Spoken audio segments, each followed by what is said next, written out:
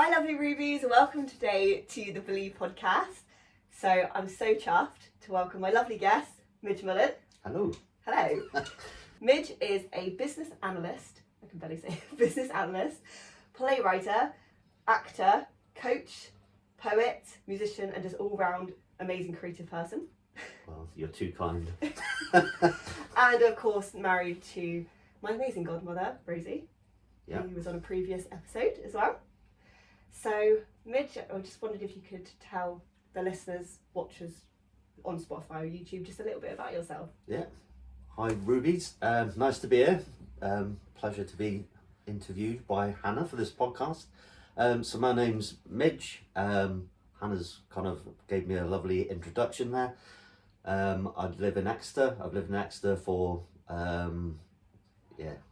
good number of years now. 45 years probably. Although I'm from Hertfordshire originally.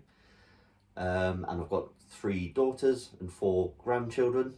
And as Hannah said, I live in Exeter with my lovely wife, Rosie. It's always really difficult, isn't it, when someone says, like, say a bit about yourself. I'm the same, I'm like, oh gosh, like what I go, what do I say? And then I kind of go, who am I? What do I do? Which bit? Yeah. Which bit? I know, it's tough. That was very, very succinct, very good. So we were kind of chatting a bit about our themes today, because I kind of like to have some sort of general theme to guide things. We were talking a bit about like creativity, well-being, things like that. So I thought we could just start off with, if you could just chat a little bit about creativity in general, what it means to you. Maybe you've had some particular creative influences that you might want to chat about. Just anything that comes to mind really about what creativity means to you really. Okay, I think, for me, it provides a kind of a bit of an outlet for me against the kind of the balanced against the sort of day job. So being in kind of full-time employment, you don't get to kind of flex those creative muscles very much when you're kind of in a work environment. Although, kind of having said that, I'm a business analyst, so I'm kind of often looking at problems, looking at kind of different ways to resolve things. So within that process, I guess there is a little bit of kind of creativity. But to kind of be creative, acting is a kind of really big passion of mine.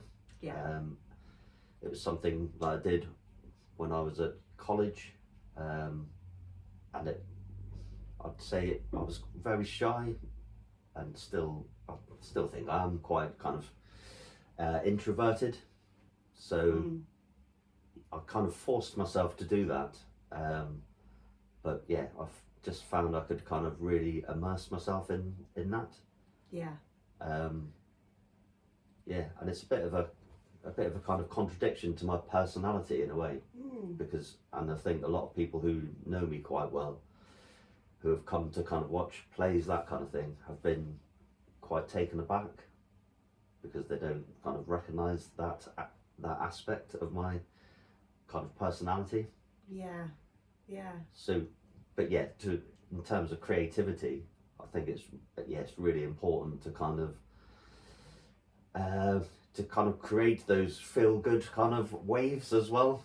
That kind of creativity really kind of sparks something in you that ordinarily in the kind of day-to-day run-of-mill things that you're not kind of experiencing that kind of adrenaline, that feeling of kind of satisfaction.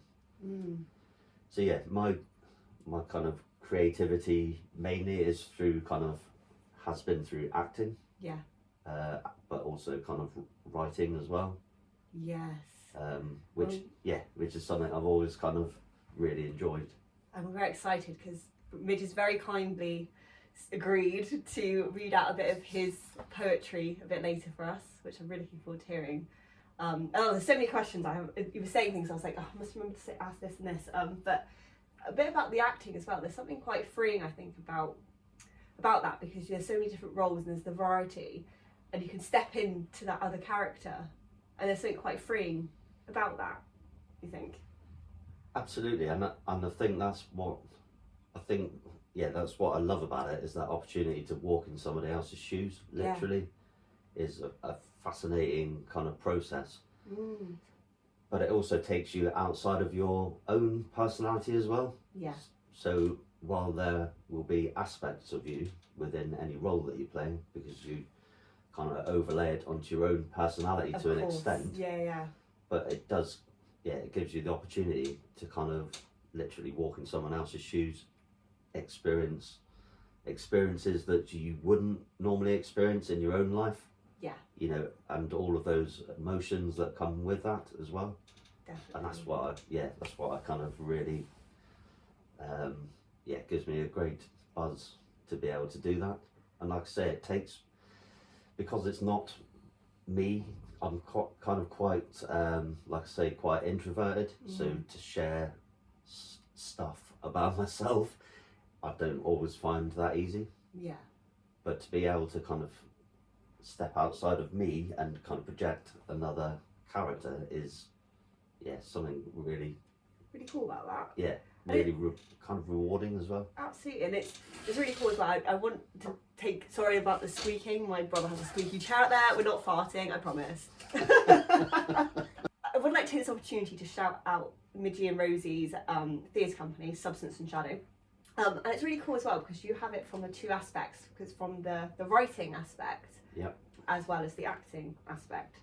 So actually, that ties into one of my questions. So with Substance and Shadow, where did the idea come from between you and Rosie? Where did you kind of go, right, this is what we kind of would like to do? So I'd had that kind of interest in acting from when I was at college, which was quite a few years ago. And I'd then kind of left that behind, just because of having children, raising a family, that kind of stuff, went on hold because of just life took over, and then I think it was 2012. No, it must have been a bit earlier than that, probably 2010. A friend of ours started a theatre company called Exeter Alternative Theatre, and first of all, from an acting perspective, got involved with some of the productions, really kind of got the bug again for acting, and that whole creative process. A lot of that was Grand Guignol Theatre, which is kind of like the Hammer horror of its day. So they were kind of very specific sort of horror plays, which was interesting, but maybe not the kind of genre of stuff that we kind of wanted to be doing. And I think just being inspired by our friend Louis, who had started that theatre company, we thought, well, why don't we start our own company? And that way, that gives us the kind of control over what we do, what we write, what we kind of produce. And so that was kind of how it started. Rosie and I had been in a kind of theatre company for a year, many years ago. We were kind of putting on plays, kind of writing, producing plays with a theatre group. It was a kind of government scheme, and that was going into old people's homes, just to kind of entertain them. There were kind of a lot of songs and that kind of thing, just to get people kind of engaged and joining in. So it's a natural progression, kind of. So in a way, we kind of we'd had that kind of creative connection from the past. That's awesome. So we decided, right, let's kind of start our own theatre company. And started writing. The first play we did was a written play, so it was Harold Pinter play, The Dumb Waiter, and that, I think, to start off with, we kind of wanted something that was there, that we could just kind of take that and kind of produce it ourselves. And I think through that kind of that creative process of kind of developing a play really kind of gave us the inspiration to kind of right, let's kind of tell our own story. We want to write our own plays and tell our own kind of stories, very much from our own personal experiences. Yeah.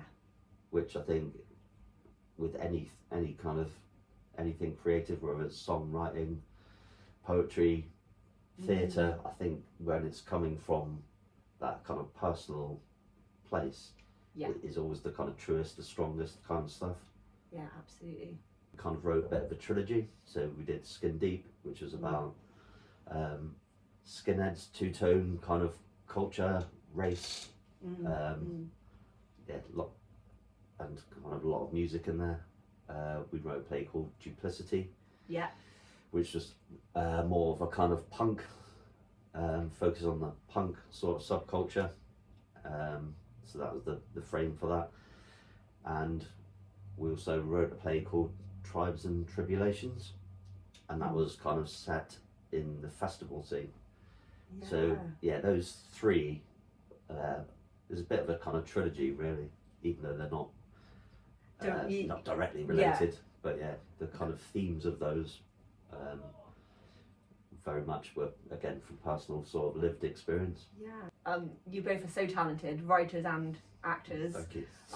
You were saying before we were filming, like, I came to your play Walking with God, absolutely loved it, and it was at St Nicholas Priory. That's right. And I was with a little side note, but I was talking to Rosie as well a bit about like the paranormal stuff, and she was saying like it was a little bit, there was some spooky kind of things that happened there. Yeah, definitely. Which, I mean that was a very kind of quite a different, I guess, talking about substance and shadow, about the dark and the light. Yeah. So we've written a kind of some comedies. Those were a lot kind of darker. Obviously, the Jack the Ripper theme is quite a dark one. But and that was a kind of a very different feel to it. And like you say, it was at St Nicholas Priory, which is Exeter's oldest building. What we wanted to do is kind of write a play to fit the venue, essentially. So that's a good idea. That was the second play that we've done there. We did one the year before called One for Sorrow. Yeah. Again, that was a very kind of dark, more kind of gothic sort of feel to it, a kind of ghost story. But very much in kind of fitting with that venue, which is quite a spooky kind of place to be, especially. And that was quite an experience as well, because we were just kind of given the keys to the building. So after every performance each night, kind of had to go around and set the alarms and lock the building. Bit spooky, and all quiet and. But just the responsibility of kind of turning the key of Exeter's oldest building and thinking, you know that thing where you go out of the house and did I lock the door? Completely. I kind of quite often go back 3, 4, 5. Did I? Yeah. That's a lot of responsibility, isn't it? So we're locking up the oldest building and thinking, did we turn all the plug sockets off? And just that fear of waking up and kind of reading the headlines, Exeter's oldest building. Like in flames. Yeah. But we had there were a few experiences there that were, could you? A little bit. Rosie did share like a few, but I'd be interested to hear. But I think one of them that stood out for me, we were actually doing a bit of filming within St Nicholas Priory to kind of create a trailer. And the person who was helping us film it, Ben, kind of set all his lights up. We kind of got into the action, and one of the light bulbs just exploded. I don't think she told me that one. It was Wow. It was quite odd because the bit that we were filming was quite a kind of creepy, intense part as well. So it was quite a kind of like, nope, out of there. The nerves were jangling a little bit after that. So Oh, that's creepy. And so it's, especially when you're in those places, there were times where it was just me and Rosie. And I'd be kind of downstairs. Rosie was kind of in the upstairs bit. The kind of sense of history in those kind of places can be quite kind of overwhelming sometimes. You really do feel the weight of the kind of, you can feel it, building the kind of sort of like a residual energy sort of thing. Yeah, and yes, definitely kind of very much has that kind of feel, which is really nice for audiences coming in, because people kind of pick up on that. It set the tone. It's a very sensory experience, and quite immersive for people. So I think definitely. Yeah, that kind of fitting a theme for a play to a kind of specific location worked really kind of. That's so interesting. I didn't know that well. You had the venue and then you wrote. Oh, that's really cool. Yeah. So that was kind of two darker kind of plays that we wrote. Like I say, and then we kind of wrote this trilogy of plays about subculture. Yeah. And we've also written a couple of plays based around 2 characters that we developed, Len and Melvin. Yeah. So we wrote the Brexit Club and Silver and Gold. So they were a lot kind of lighter sort of comedies. So we've kind of darted about a bit. You've got that variety. You've got the room as well to kind of go, well, what do we want to work on? And that's really great. Like you can do that. And I think that was our kind of passion for kind of starting a theatre company, and just knowing you're doing it yourself is very kind of punk rock in a way, very DIY. Yeah. That we could just, with all of these plays really, they're not kind of reliant on big lavish sets and costumes. Very much kind of pick them up and kind of take them anywhere. Absolutely. And there's something kind of really nice about having that kind of control over that, rather than kind of doing somebody else's, working for somebody else's company. As much as the performance, I think I possibly enjoy that creative process. Yeah, absolutely. More than the kind of actual performance. Yeah. Because it's exciting to kind of to take something and it develops in a way that you're not necessarily kind of expecting. Now, I know this is going to be a difficult question because you created so many amazing things. Have you got like a standout or like a favourite project that you just had the most fun on or was the most rewarding for you? There's a couple really for me. I think Skin Deep was probably one of those. I think I'm really proud of the writing in it and the kind of the whole production just really kind of came to life. So that was a kind of really great one, and it was a play that we brought back a couple of times as well. So we did a few runs of it. Yeah. And that's because I think it was the way people engaged with it. Like I was saying, that kind of gave it a real kind of energy, and that felt like we'd kind of got it right on that occasion. Yeah. And it was a real kind of joy to perform as well. That was one of them. And I think we wrote a play as well for our Friends Theatre Company again, Extra Alternative Theatre, about Alistair Crowley. And the time scales that we were working in with that were really, really short. Yeah. And so to get that up on its feet, written and on its feet and kind of rehearsed was a real challenge. But I think the kind of short timeline though gave it a real kind of energy of its own, which was really... It can be really helpful sometimes, can't it? It was intense. Yeah. But it was really rewarding as well to kind of to get something kind of fully formed within such a short time. Felt like a real kind of achievement, and and we only did one performance of it. Oh wow! So it was a total. Either you saw it on that night, or you didn't, and we sold out the kind of Barnfield Theatre. Wow! Oh, and amazing! There was a real kind of atmosphere in there that night as well. So that had a real kind of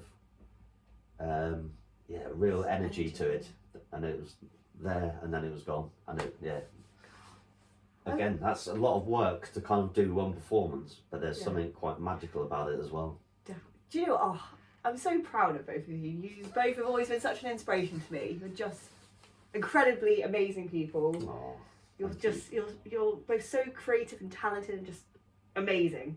So I feel very lucky. As you are. I just feel very lucky to have you both in my life. You're just awesome. And actually, it was kind of going off what you're saying there about kind of the challenges of the timeline of that urgency.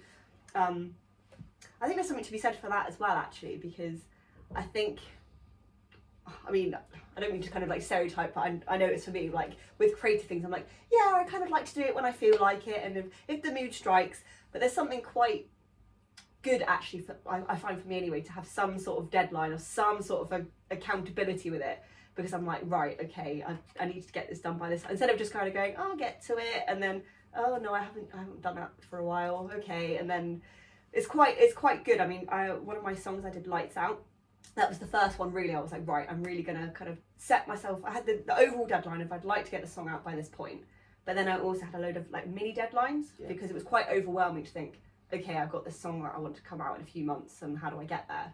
So then I went, okay, I'm gonna set a mini deadline to record some rough vocals, then I have another mini deadline to finish the final vocals, and I did it in like little stages, but it was good because it wasn't overwhelming, but I did have that sort of sense of urgency of like, right, I've set this as a goal for myself that I want it out at this point. And that can be quite good, because I think with creative stuff, it's like, it's so kind of like free, it can be so free flowing and stuff, but it can be kind of good to have that accountability and sense of urgency. So it's like, right, I'm getting that finished, I'm getting it out there, instead of kind of losing motivation with it and just moving on to something else, sort of thing. Yes. Yeah. Yeah, and I think in some ways that's probably easier with theatre, because you start at the end point really. You kind of focused on when are we going to put this play on. You book the venue, the dates, and you're kind of then working backwards from that point. Yeah. So how long do we need to rehearse it? Yeah. How long is it going to take us to kind of write it? Yeah. So yeah, it's quite a disciplined process in that way. It really helps to have that kind of structure. Yeah. Because like you say, if it's open ended, it can become another unfinished masterpiece. There you go. Yeah. You're very good. Put it to one side and not kind of pick it up again. You're very good at wording things very eloquently. I kind of end up in a bit of a ramble, but it's exactly that, isn't it? It's that structure of. Yeah, and I think that really does help, that kind of whole keep that focus throughout that kind of process. I've been involved in quite a lot of mainly local films, but a friend of ours, John Tompkins, is a avid, I would say, filmmaker. Yeah. So we've been in a couple of his, Rosie and I have both been in a couple of his productions. We made a film a couple of years ago, which was just me and Rosie. Yeah. Which was really nice. He'd kind of written the script and come up with all the ideas. So yeah.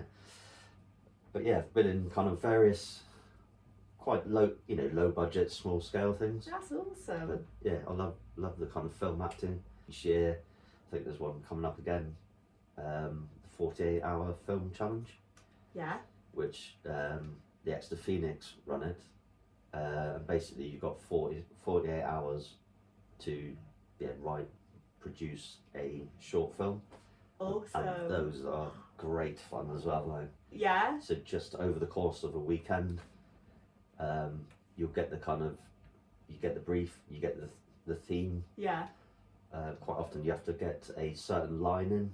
Yeah. Or use a certain prop within the film. So, but apart from that, is a blank sheet of paper. Oh, and that's awesome. Again, because of the kind of the time frames of it, the kind of energy of it is just great fun to do. But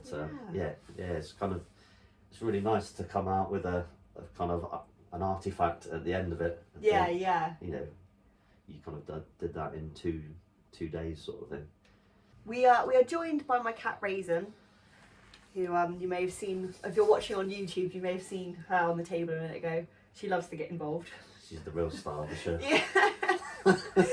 Well, she made me laugh before we started filming because she sat in your chair. And I was like, right, okay, she's going to be the guest on the podcast today, then she? Yeah, it's going to be quite a quiet one. Coaching really is something that I do in my kind of role at work. So I've always been quite passionate about helping people develop, helping people kind of go on to better things. Yeah. So a lot of the kind of coaching I do within a work context is about trying to help people who are wanting to get kind of promoted, wanting to kind of further their career. So it's very That's kind of really great. business sort of focused coaching. Yeah.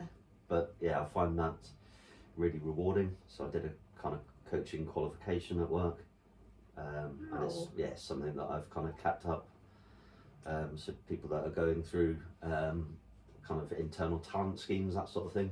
So kind of help people along their journeys, which is really nice. I find that really rewarding to kind of help people develop. That's so lovely as well, because like you're so busy, you've got so much on, and you've still got time to give back to people and help others out. That's really lovely. Latterly, I've also been doing a bit of kind of wellbeing coaching as well, which is tell me a bit about that. Slightly different kind of focus to what the kind of business sort of focused coaching. So yeah, just helping people. Again, it's about helping people kind of consider options and find ways forward to kind of make improvements really. So yeah, the wellbeing coaching again is really kind of rewarding to be able to help people kind of think through issues that they're facing, kind of weigh up the best options, that kind of thing. Quite passionate about, and enjoy being able to. That's so great, because I think as well, like we go about our lives, like we end up kind of having like problems. It can feel really isolating of like we kind of are in our, I don't know, our bubble as such, and kind of think we've got these problems, like no one can understand, like I'm on my own.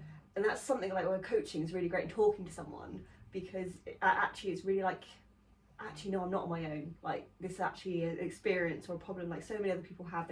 There's help out there, talking to other people as well, and that's really great.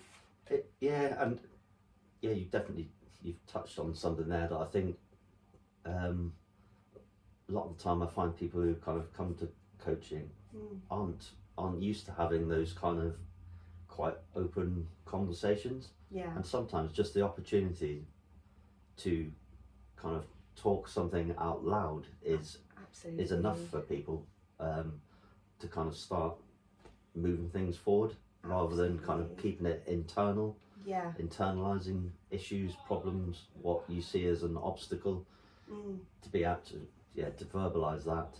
Just helps you able to talk to people, doesn't it? I think a lot of it.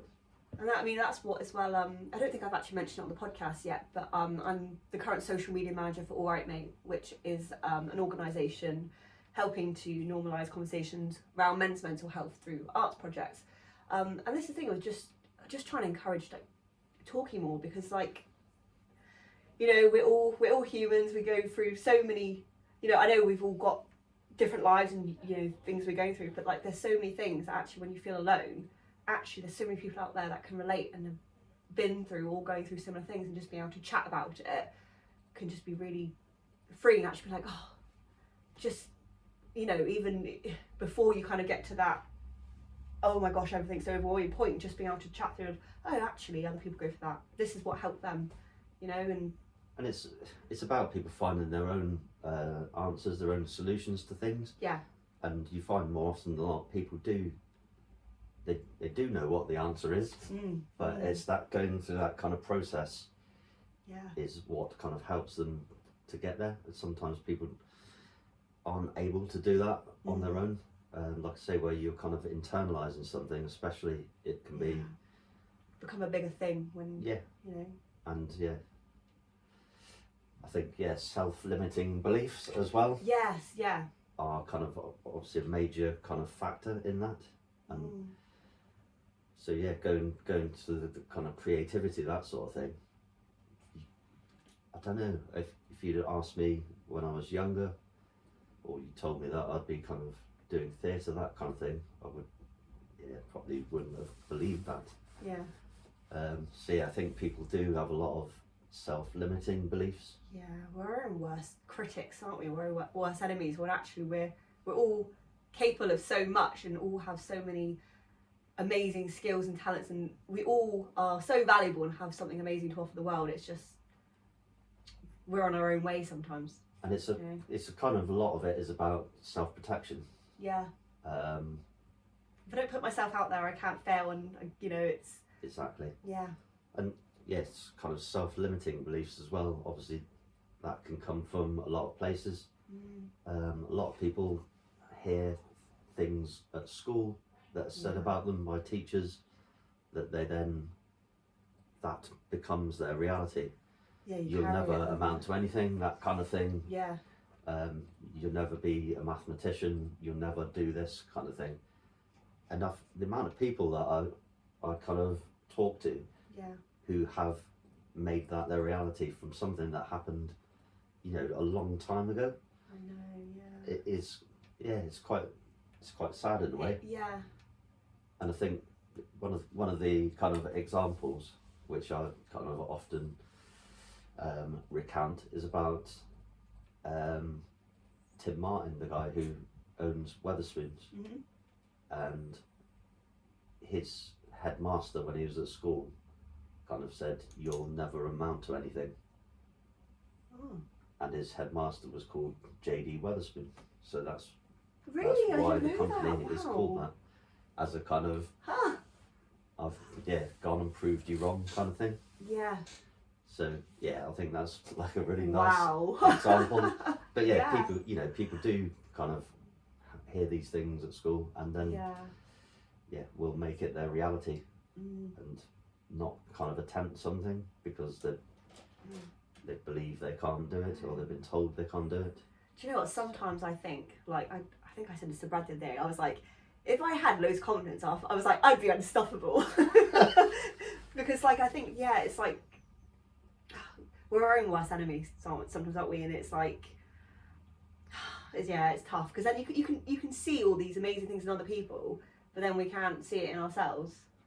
And I mean, to be honest, this is part of the reason where, like, every day one of my things is I listen to positive things like audiobooks, YouTube videos, and this was part of the reason I wanted to do the podcast. Was I was like, I really want to be putting positive stuff out there. And I mean, and that's not always that I'm positive, I'm definitely not always positive, but like, I was like, I know how much kind of listening to other people talk through their struggles, but then kind of seeing that light at the end of the tunnel, and these are things that have helped them, and I'm thinking, oh, they've been through these challenges, and it might not be exactly identical to mine, but I'm like, I can relate to that. And like you said, the story of Tim Martin kind of go on to things, you can kind of go, but they can do it, I can do it, and it kind of gives you that boost. So yeah, and I think it's, especially in a kind of creative sense, it's about sometimes you've got to have that kind of bravery, you've got to kind of step off the edge sometimes, or go a little bit deeper in the water than you kind of feel comfortable with. Outside your comfort zone. And I think that's really important.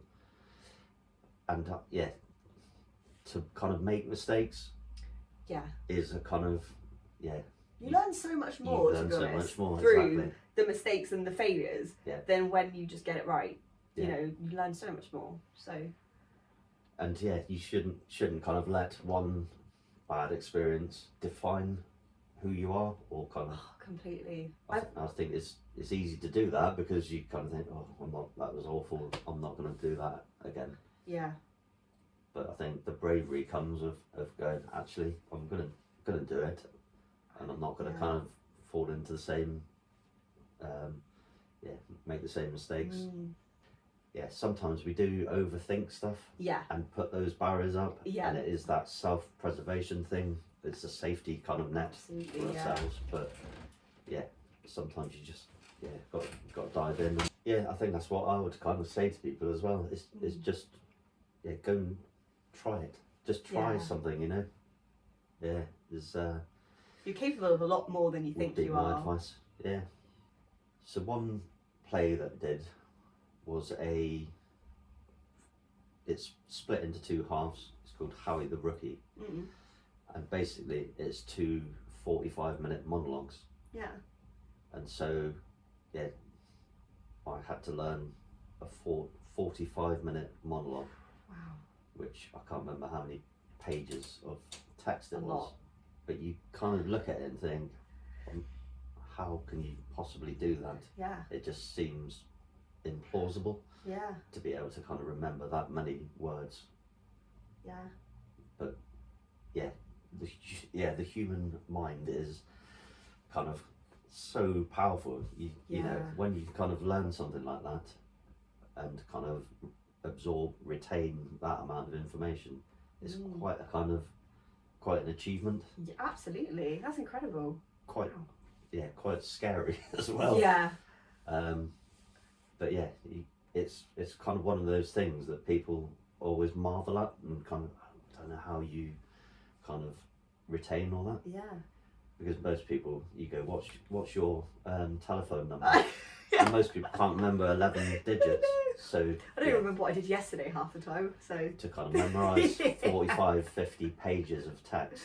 That is, you kind of most people would doubt themselves. You go, oh, I couldn't do it. But I think we all can. I think. Yeah. I think I read that we have the ability to remember every meal that we've ever eaten in our lifetime. Really? Quite easily. You just kind of. I'm not sure why you'd want to, but yeah, that's the kind of. You kind of don't give yourself credit for how much ability you have. Cool. We've all got skills and abilities that to us are easy, or anyone can do that, but no, you know.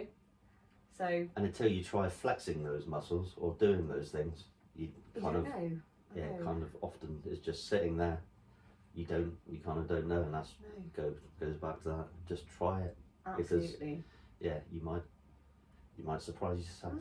I think it's you might, and the thing is as well, it's like, I know it's a little bit random, but it kind of links. Like when you were like a child and you tried food, you're like, oh, I don't like that, and then as an adult, if you give it another try, sometimes you actually like it. So this is the thing, you've always got to be trying new things, and because we're always growing and becoming more of ourselves. So and retrying the same things, like you say with the food example. Yeah. Again, we're talking about self-limiting beliefs.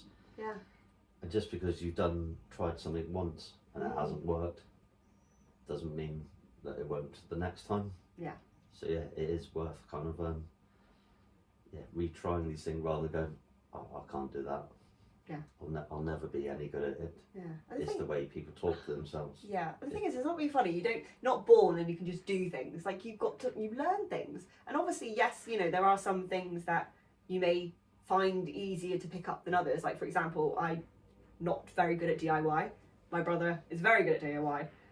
I find singing easier. He'd be like, no thanks. So yeah, there are things that you might be a bit more like interested in, find a bit easier, but like you're not just born knowing these things. You know what I mean? So you've got to try things that you're interested in, and things take practice and time. So I think as I've got older, I'm kind of a lot more willing to kind of try things, put myself out there. Yeah. I think when I was younger, I was probably a bit more kind of guarded about things, and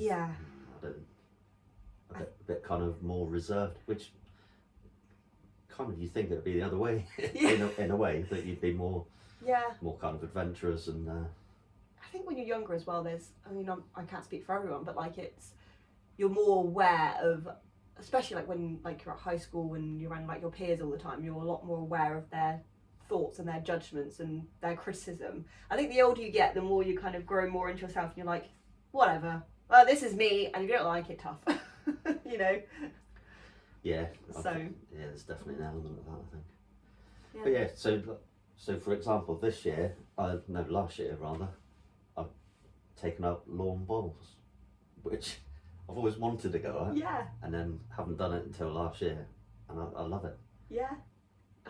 Not being afraid to take opportunities that sound exciting, and not like, because I know things used to come up and I'd basically shut myself down before I even tried things. Like there might be a gig opportunity that came up and I'd be like, oh no, like, and it was really like fear of criticism, fear of failure. Whereas now, if there's an opportunity that comes up that sounds exciting, even if I'm terrified and I think, oh, I'm doubting myself, I think, I actually owe it to myself to give it a go. And the thing is there's so many things as well that have like a really positive impact on others. You know, you've got to, I think you owe it to yourself, but also to others as well, to be your best self, because then when you're being your best self and you're feeling your best self, you're more in a position to be able to help and give back to others as well. Yeah, I've definitely become a lot more whatever the opposite of risk adverse is. I'm kind of take a lot more kind of risk. Adventurous. I'm a lot more adventurous. Yeah. So like last year as well, I did it in a kind of work context. Delivered a session at Civil Service Live, so it's a massive kind of all the civil service departments come together, and I was kind of delivering a session to 450 people in a room. Wow. Which is quite daunting. Yeah. But it's wow. It's a great kind of experience. Yeah, definitely. And yeah, something that I wanted to kind of have a go at. Yeah. Another kind of example from last year. Have you heard of Don Letts? Rings a bell. He's kind of a DJ musician. Okay. Yeah. Anyway, he had made a documentary about his life, and a friend of mine was doing a live Q&A with him after the film at Exeter Phoenix. Yeah. And kind of got quite ill, so he kind of phoned me totally out of the blue. Midge, do you want to kind of do this Q&A with Don Letts, who's a bit of a kind of hero of mine? Yeah. And I was a bit like, I'm not sure I can really. And that was, hang on a minute, this is a once in a lifetime opportunity. Yeah. So I was like, yeah, I'll do it. And kind of, it was scary because it was in front of a kind of audience of people as well. Yeah. And there's this, you suddenly sat opposite one of your kind of heroes and feeling a bit kind of. Oh, how cool though! But Wow. Yeah, it's fantastic. So yeah, experiences like that, it's easy to kind of go, ooh, actually no, I'm a bit. Yeah. But you got it in you. I mean, I just again would say just do it and got to live life to the fullest. Yeah. And the thing is as well, it doesn't always have to be big things. Like it's to me as well, it's also small things. Like really as small as like I'll be driving, and I'll decide to take a different route that I'm maybe slightly less comfortable with, and that's all just pushing me out slightly. It doesn't always have to be these big things, you know. Yeah, that's interesting. I'm somebody who likes to be very planned. I'm not kind of generally good with spontaneity. Oh, me either. But that's why it's. But just little things like that, even that, I think you sometimes need to go against your preference. Yeah. Your personal kind of your comfort zone, your type, your kind of what your personality drives. Absolutely. I find, for me, I find it kind of builds up sort of this sort of discipline, so that when it comes to some bigger things outside my comfort zone, I'm like, well, I've already kind of trained myself to not just go with what's comfortable, you know. So it is those like little things that are helpful, you know. You and Rosie, you played with me at my first kind of big gig. Indeed. At Exeter Phoenix a long time ago. Don't remember exactly how long. A long time ago. It was a long time ago, Yeah. wasn't it? Yeah. I remember we played Dreams. I know, like at the moment, you're kind of focusing more on your poetry and your writing and your acting, but maybe you could just chat a little bit about what music means to you, if you've got any kind of music influences. Yeah. Well, music is a massive part of my life. Yeah, I'm kind of a bit of an avid music collector, as Rosie will attest to. I've just got so many kind of records, CDs. I'm just constantly kind of listening to new music. Yeah. Trying to tap into different things. So yeah, it's a massive, and I think see me through some quite hard times as well. I think music is my kind of go-to place. Yeah. For changing my mood. Yeah. Making myself feel more positive. So yeah, my favourite band are New Model Army. Yeah. So I've been a fan of theirs for 38 years, something like that now. And they've been a real kind of constant throughout my life from the age of about 16. Yeah. So, and they've kind of it's hard to describe really, but it's such a big part of my life, who I am. Yeah. The kind of themes of what they write about resonate kind of really strongly with me. There's a lot of kind of I'd say personal politics really, and just writing about kind of real life. Yeah. And real life struggles, that kind of thing. Yeah. So they're a kind of a massive source of comfort and inspiration to me as well. Yeah. And I'm also a massive reggae fan as well. Yeah. So I've got just tons and tons of reggae. So music's a massive part of my life. Yeah. And making music, well, like you say, Rosie and I kind of have played some gigs together. Brilliant, absolutely brilliant, by the way.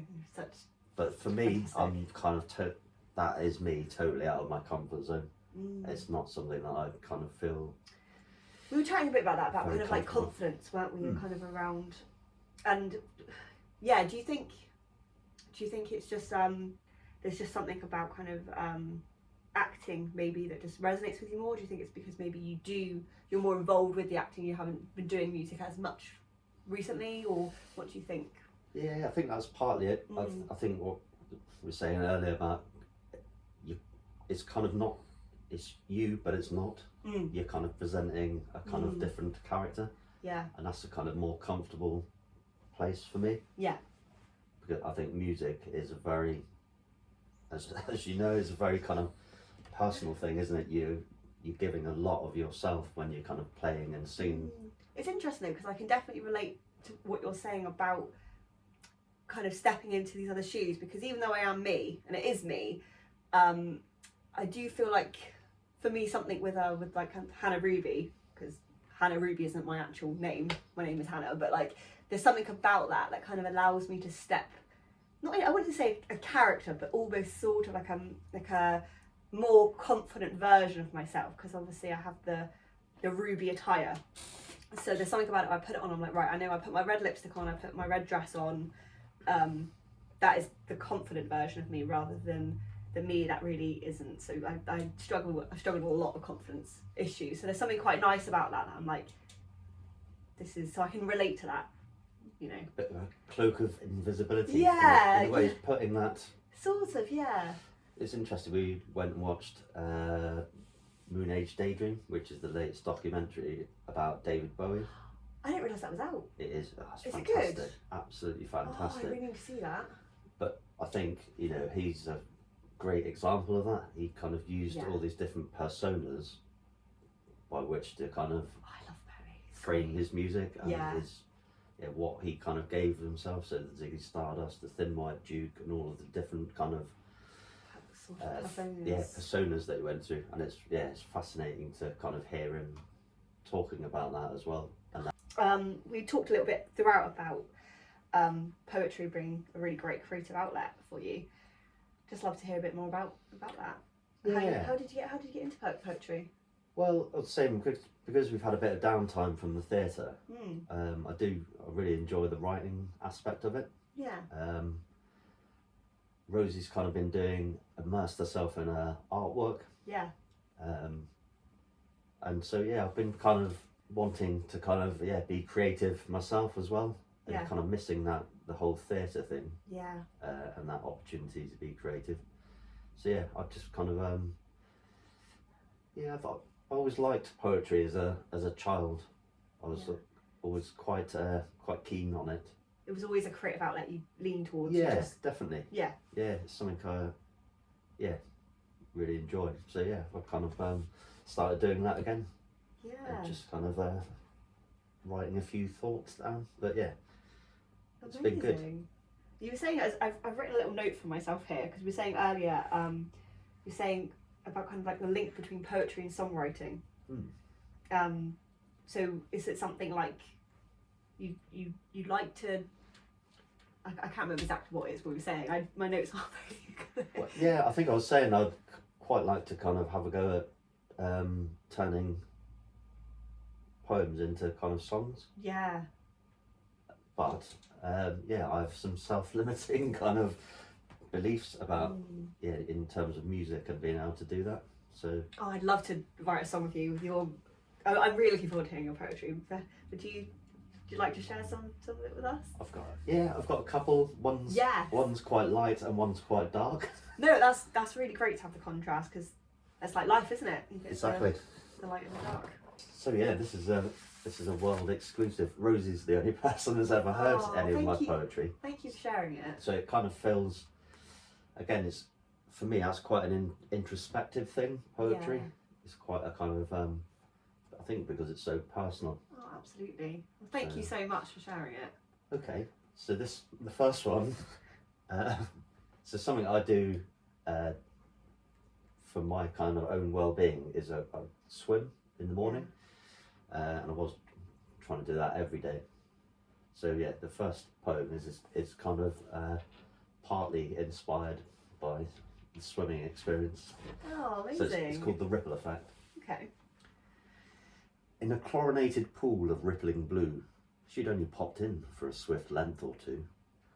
But his tight purple trunks drove her round the bend. It was love at first sight in the shallow end. As soon as she saw him, her goggles went steamy. The pale evening light made everything dreamy. Splashing around, arms and legs all akimbo. Would he think she was merely a breast-stroking bimbo? As he crawled past her to complete another length, she stood there in awe of his physical strength. She tried to distract him by doing a stretch, trying not to appear like a shallow-end lech. He smiled at her sweetly as he glided right past. She fluttered her lashes. She had to move fast. She was afraid of losing this incredible catch. He seemed like the one, a real perfect match. Leaping like a salmon right into his path, she caused a kerfuffle at the swimming bath. This act was enough to catch his attention, but the cracking of bone was truly gut-wrenching. The water turned red as his nose bled profusely. Her bikini slipped off. It was only tied loosely. Everything suddenly moved in slow motion. The baths echoed with the awful commotion. He was unconscious. Her boobs were displayed. She stood there embarrassed and slightly dismayed. At the end of the day, though, the lesson it taught her: don't go in too deep, especially in water. Oh, fantastic! Oh, that's brilliant. So yeah, that's brilliant. my honestly, little swimming ditty. No, absolutely. That's because obviously you're saying you're swimming every morning. Was there something in particular that kind of triggered that, or just? I think it's quite an interesting. I'm quite a people watcher, so just kind of observing people and while you're kind of swimming up and down, it's quite a good kind of time to do that. Yeah, it's a kind of nice way of sort of switching off. Yes. But yeah, there's some interesting characters. So yeah. Oh, that's fantastic. Just wanted to kind of capture some of that really. Do you know what? It's so annoying, self-limiting beliefs and just not being sure of myself. Because that was brilliant. Honestly, you're such a talented writer. You really are. I'd love to hear more your poetry. Okay. Have you got another one? I have. And like I say, it's a little bit darker, this one. Okay. So a bit more kind of He's bouncing off the hedges, living on the edges of society. He's bouncing off the hedges, never destined for a life of cold sobriety. He's sleeping out in doorways, exposed to wind and rain and sun rays. His life squeezed into plastic bags, a bag for life, filled only with rags. Imagine having no one to hold or to kiss you, all your hopes pinned on the latest big issue. Imagine having nothing to call your own, shivering, alone, soaked to the bone. Imagine being invisible, shunned and ignored, on the outside of society, totally flawed. Unknown, anonymous, the man with no name. You're only 2 paydays from living the same. He's bouncing off the hedges, living on the edges of society. Just one part of an invisible underclass, hiding in the shelter of an urban underpass. As the poverty gap stretches wider and wider, he's bouncing off the hedges, fueled by cheap cider, in a twilight zone where street drugs are rife and a small bag of spice is the variety of life. If you found yourself homeless, tell me, what would you do? Stuck right at the back of society's queue, nothing at all to make each day stand out, reliant on others for charity handouts. Another statistic, just a number, not a name. Universal credit is all he can claim. The story's a familiar one, it's always been the way. Your worth in this society is how much you can pay. The king is in his counting house, counting out his wedges. The poor man's broken destitute and bouncing off the hedges. Wow, honestly, gosh, that was so powerful. Like, that created such a vivid image in my mind as well. Like, wow, powerful stuff. Yeah, that was kind of just somebody that I saw one day on the way to swimming, actually. Yeah. At like 6:30 in the morning. Yeah, kind of looking, very, very kind of down on his luck. And kind of literally bouncing off the hedges at kind of that time of the morning. But yeah, just. Absolutely. I think, to be honest, I could talk about homelessness and about that topic for a long time, because it really upsets me to see how some people will treat people that are homeless, because I just think that could be anyone, that could be any one of us, like, and yeah, it just. And it's interesting, again, the guy who started the big issue, John Bird, and his kind of motivation for doing that. Yeah. And a lot of it was about empowering people. Yeah. To be able to kind of have a sense of self-worth. Yeah. And yes, which we've been talking about, and, yeah. And that kind of self-limiting beliefs again, as well, when you kind of get to that point, which hopefully none of us will, but you know, it is a kind of reality for people these days, isn't it? Especially in the current kind of climate. Because I was talking to a guy the other day, and he was a guy, I assume homeless from talking to him, and he was asking for a lighter and no one would stop. And I mean, I don't smoke, I don't have a lighter, but I stopped for a chat with him, and he went, thank you for actually like treating me like a human being, because like no one else will.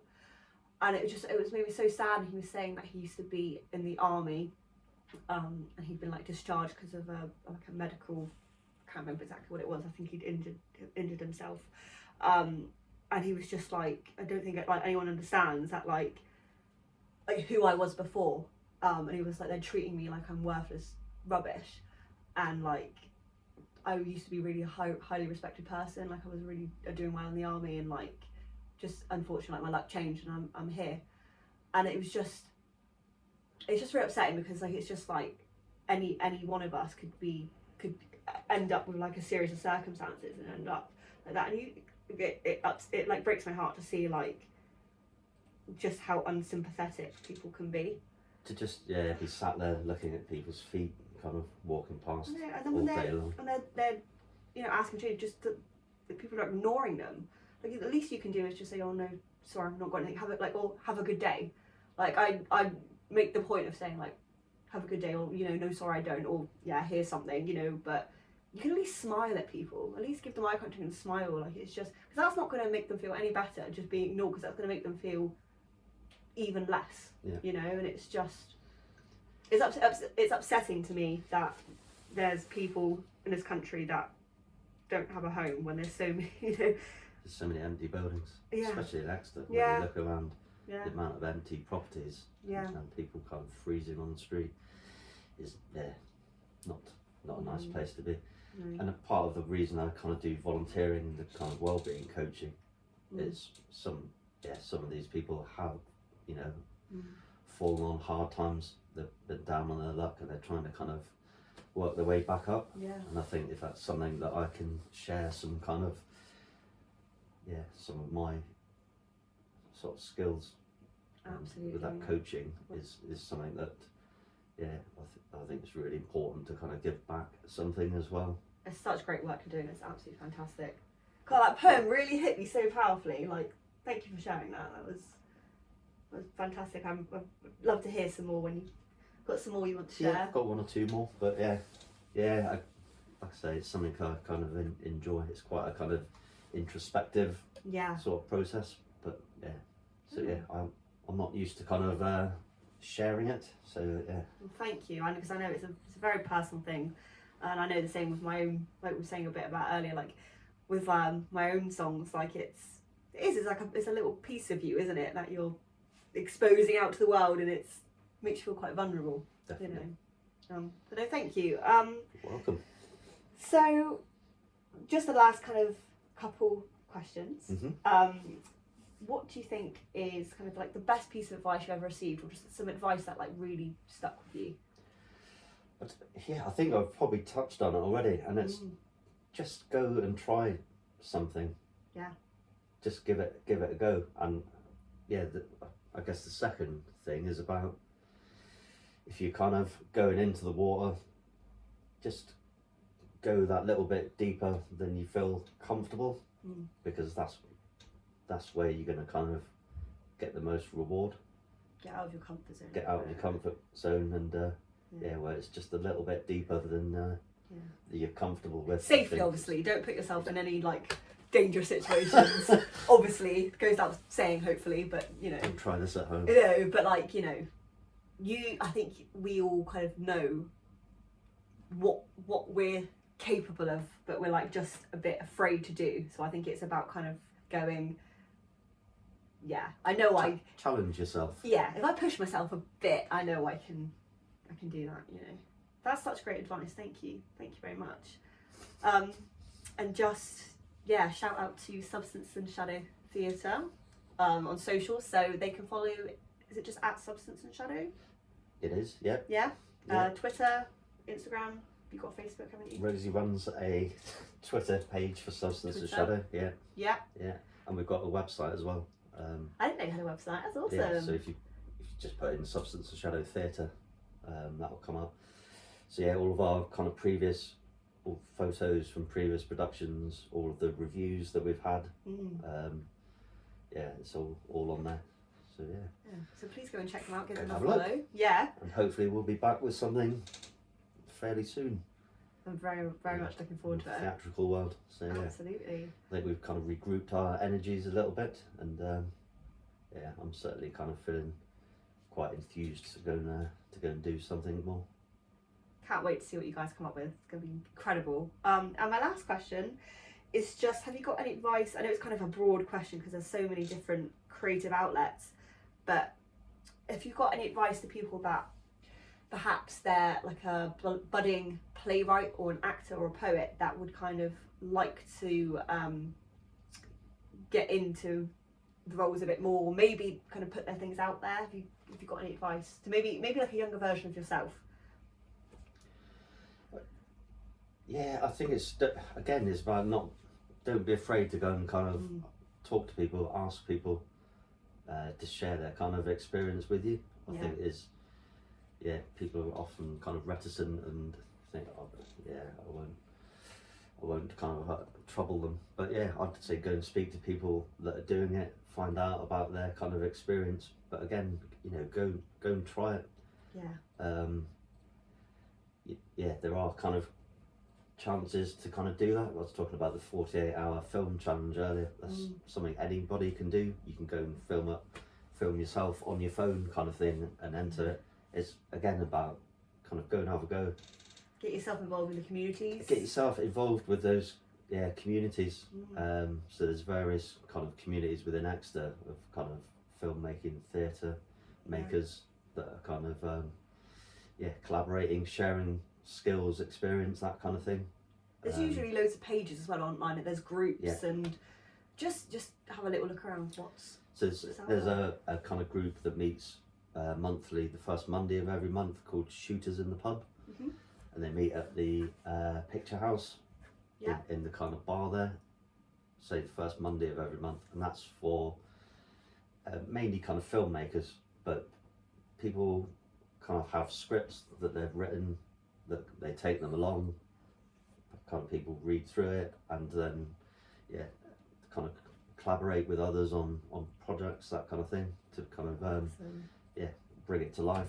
Yeah. So there's plenty of kind of communities out there that are opportunities to do that sort of thing. Fantastic. So go be curious, I'd say. That's the thing. Be curious. Yeah, Amazing. definitely. Oh, thank you so much for joining me today. It's been Thanks, Hannah. so It's been a lovely pleasure. having you here. And again, thank you so much for reading out your poetry, because I know that's kind of, it's a bit, but it's honestly, you're so talented and absolutely fantastic. Thank you. So, thank you. Thanks very much. And thank you for being here with us today. And see you on another episode of the Believe podcast. Goodbye. Cheers for now, folks.